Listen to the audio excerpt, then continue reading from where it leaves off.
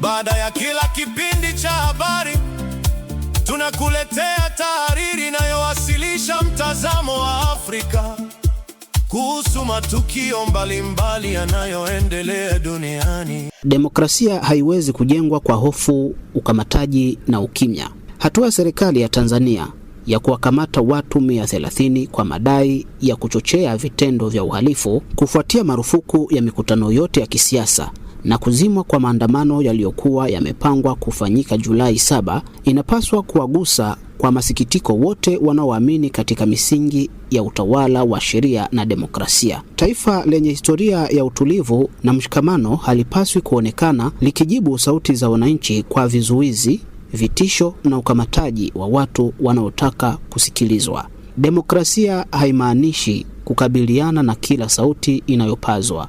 Badala yake inamaanisha kulinda haki ya watu kutoa maoni yao kwa amani, kukosoa viongozi wao na kushiriki katika mijadala ya mustakabali wa nchi yao. Serikali yoyote inayojiamini inapaswa kuona maoni tofauti kama fursa ya kuboresha utawala, si kama tishio la kuondolewa madarakani. Marufuku ya mikutano ya kisiasa, hasa katika mazingira ambayo wananchi walikuwa wakitaka kuandamana kudai mageuzi ya kidemokrasia na haki kwa waliopoteza maisha wakati wa ghasia za uchaguzi wa mwaka jana, inaleta maswali mazito kuhusu nafasi ya uhuru wa kisiasa nchini humo.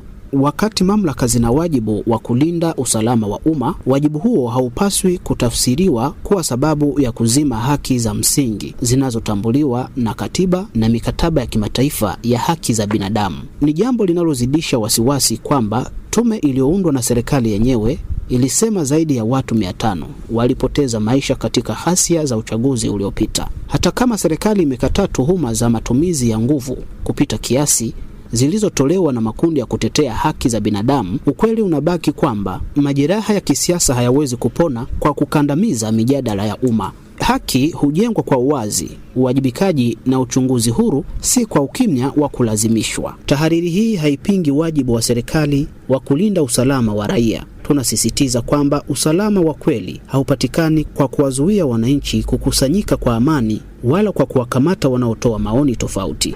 Usalama wa kudumu hujengwa pale ambapo wananchi wanaamini kuwa sauti zao zinasikilizwa na haki zao zinalindwa bila kujali misimamo yao ya kisiasa. Tunatoa wito kwa serikali ya Tanzania kutafakari upya mkondo huu.